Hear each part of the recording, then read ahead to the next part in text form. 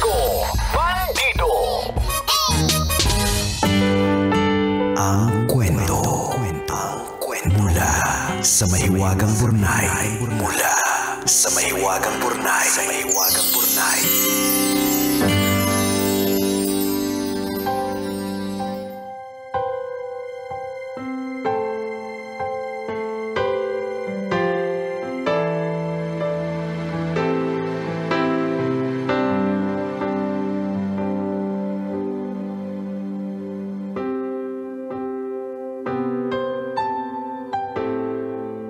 Kumikinang na tambalang Nicole Yala at Diego Bandido. Magandang araw po sa inyo at itago niyo na lang po ako sa pangalang Maricel, 28 years old at tagapakinig ng tambalan since 2015. Isa po akong simpleng may bahay. 2 na po ang anak ko at 12 taon ng kasal sa lalaking una kong minahal. Isa po siyang kababata, kaklase at kabiyak sa lahat ng bagay. Engineer po ang asawa ko. Gwapo, matangkad, tisoy at maskulado. Napakaganda po ng relasyon namin. Couple goals, sabi nga ng marami. Napakabait naman po kasi ng asawa ko. Walang bisyo, hindi babaero, at hindi nagkukulang sa lahat ng aspeto ng aming pagsasama. Lalo na sa kama. Ay, naku, nakakaloka naman itong mga plot twist dito sa gabi-gabi kami tambalan. Nagtatambalan kay gabi-gabi. Nagtatambalan kami gabi-gabi. Ramdam ko talaga na ako lang ang nag-iisang babae sa mundo niya. Pero nitong mga huling araw, may isang bagay na bumabagabag sa akin. Isang bagay na paulit-ulit kong sinubukang isantabi, pero bumalik siya sa isipan ko gaya ng multo sa gabi. Hindi na po ako matahimik kaya naisipan ko nang sumulat sa inyo at baka sakali pong matulungan ninyo ako. Nagsimula po ang lahat 1 linggo lang ang nakalipas. Naglalaba ako gaya ng nakasanayan. Habang naghihiwalay ako ng puti sa dekolor, napansin ko ang isang brief ng asawa ko na may misteryosong bahid ng kulay brown. Nakakaloka, okay? Sa una, inisip ko baka dumi or igit.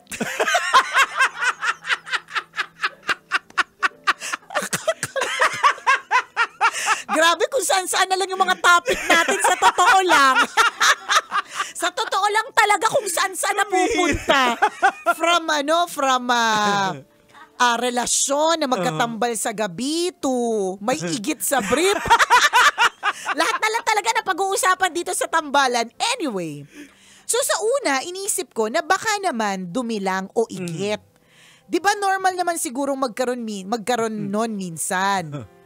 Pero ang pinagtataka ko, bakit sa harapan ng brief? Hindi ba't kung yun nga ang iniisip kong dumi, dapat ay nasa puwetan? Malay mo, baka baliktad magsuot ng brief asawa mo. Pasintabi po sa mga kumakain ngayon ng champurado. Umiling ako, ngumiti ng pilit sa sarili at pinilit kalimutan ang naamoy at nakita. At inamoy mo pa! Ano ba to? Amoyin ko! Kakaiba. Pero alam kong hindi doon nagtapos. Ilang araw lang ang lumipas, may nakita na naman akong, alam nyo na, sa harapan ng brief ng asawa ko. Sa puntong ito, hindi ko na po alam kung anong iisipin ko. Naguguluhan na ang utak ko. Ano kaya ang posibleng dahilan ng paulit-ulit na dumi sa harapan ng brief ng asawa ko? Ba't ka tumatawa? Yun ba? Kaya nga eh! Nakakaloka! Ay nako. Ano kaya ang posibleng dahilan ng paulit-ulit na dumi sa harapan ng brief ng asawa ko? May iniinda ba siyang karamdaman na hindi ko alam? May dapat ba akong alamin? Mas may malalim ba itong kahulugan na hindi ko maintindihan? Hindi ko naman po siya kayang tanungin. Hindi ko alam kung paano ko bubuksan ang ganitong klaseng usapan. Nahihiya po ako. Natatakot na baka masaktan siya o mapahiya. Minsan naiisip ko lang din, baka naman OA lang ako. Baka naman wala naman palang dapat ipag-alala. Kumikinang natambalan, ano po bang mabuti kong gawin? Sana po sa pamamagitan ng payo at opinyon ninyo, gumaan ang bigat ng iniisip ko.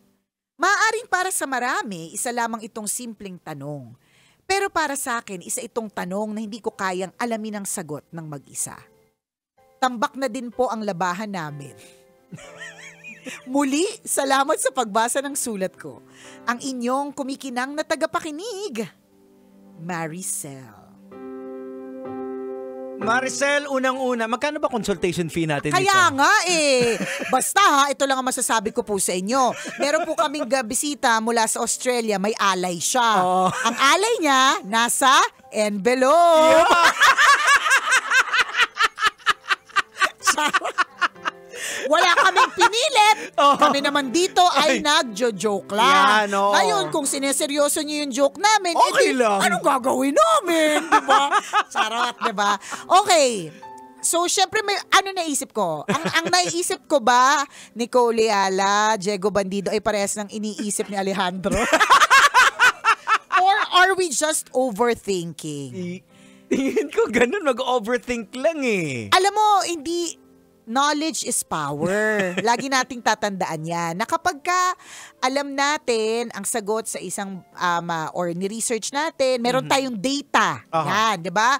Paano malalaman kung nag-work ang produkto mo or ang produkto mo ay tinatangkilik? So for example, Mayat de la Rosa Fine Jewelry. Paano mo malalaman na patok yung negosyong yan? Siyempre, makikita mo ayon sa datos. Ito yung number of jewelry na nabebenta sa isang araw. Tama. Ito yung number of stores na nabubuksan sa isang taon. Yes. Yan, diba? So, trusted kumbaga. Trusted kumbaga. So, ibig sabihin, ang point lang doon is, meron po tayong basehan. Yan. So, kung mag-open pa sila ng ibang branch, di posible kasi alam nilang ang jewelry ay patok, 'di ba? Ikaw, Maricel, diyan sa part na 'yan, nandun lang tayo sa ano kaya? Mali, sabi ni Diego, mali lang ba yung pagsuot niya ng brief, 'di ba? Baka baliktad. Igit lang talaga ito. Igit lang talaga ito, wag na tayo mag-overthink. Or totoo nga naman, baka may sakit na hindi natin alam. Or di naman kaya alam mo, kahit abutin tayo ng 3 years, hindi natin ma-figure speculate, correct. Hindi natin ito ma-figure out hanggat wala kang aktual na datos. At paano mo malalaman kung hindi mo itatanong at hindi ka rin magre-research? 'Di ba? Totoo, marami kang questions. At para masagot yung mga tanong na yan, kailangan may pagre-research na magaganap. Ayan. At nakakatakot, huwag kang mag-research lang na ikaw, 'di ba? Sa internet. Yung diba? research na sinasabi namin, magtanong ka sa mga tanong natin kay ChatGPT. Sige nga. Tingnan natin kung anong sagot Anong sagot niya? Teka lang.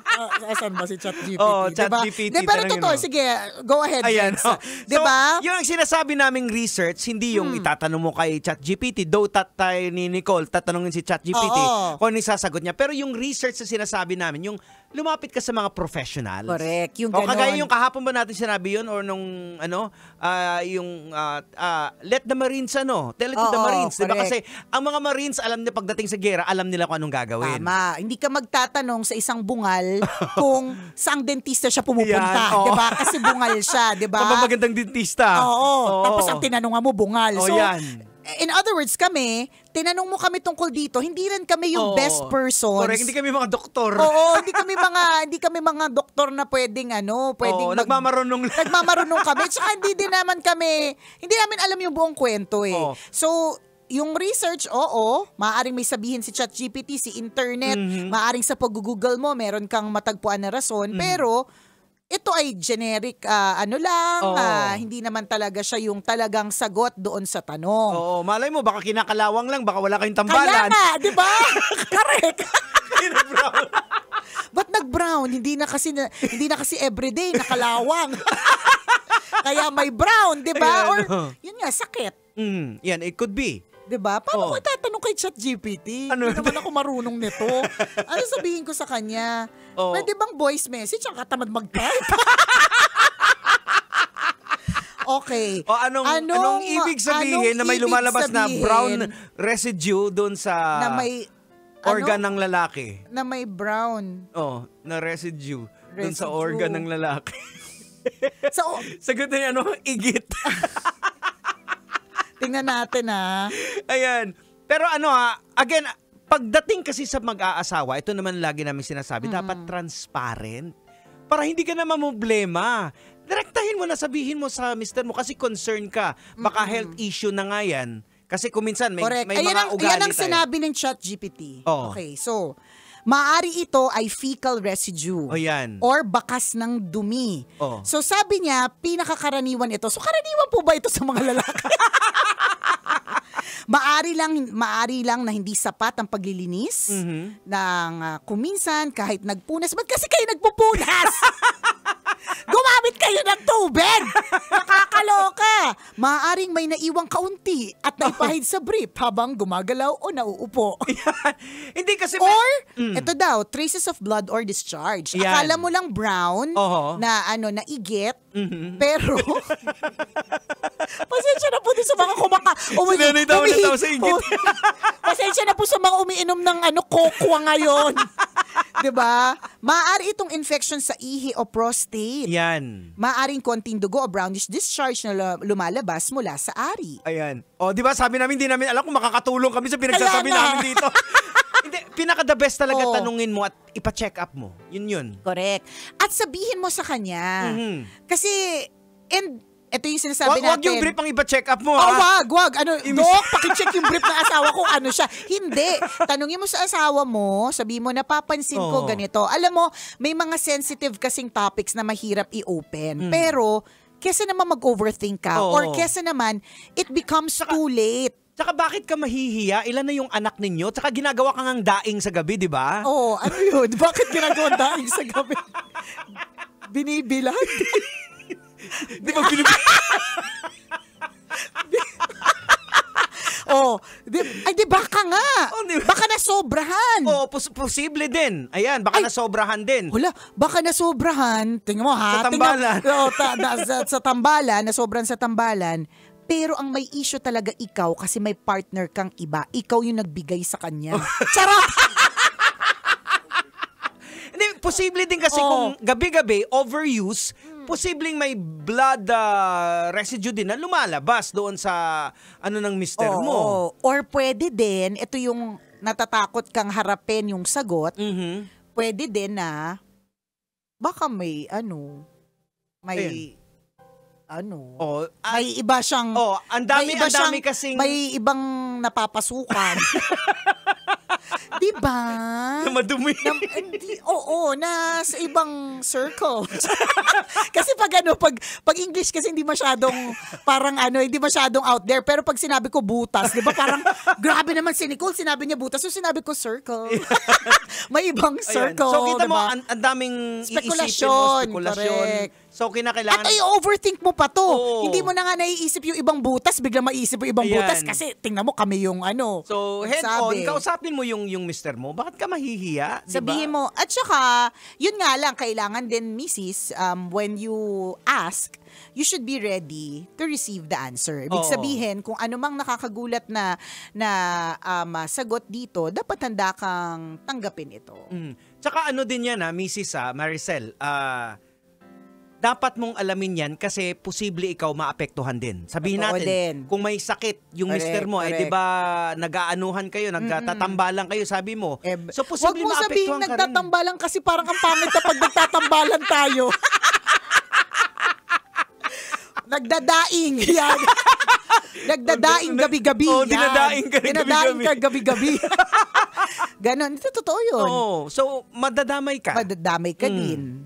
Before you know it, yung Oo. asawa mo na ang nagme-message. Yan. Dear Nicole and Diego, ang panty ng misis ko.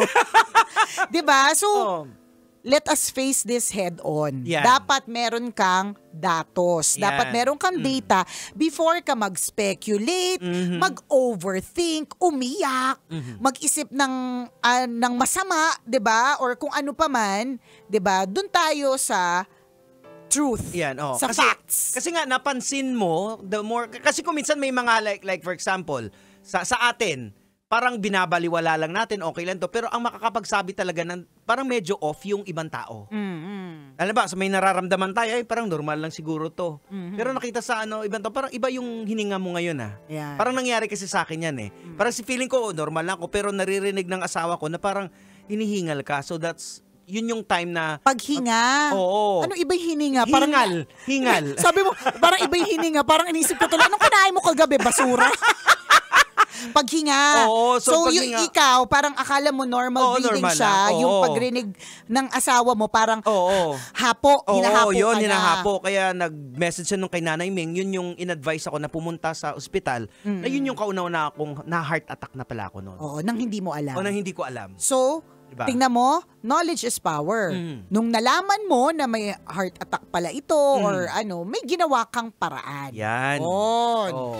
So yun, gagawa ng paraan, misis. Magtanong. Tama. Oras natin, 1:39. Ako pong kumikinang na ulo, Diego Bandido. At akong kumikinang ina mo, Nicole Liala. Kailangan pa bang i-memorize yan? Basic!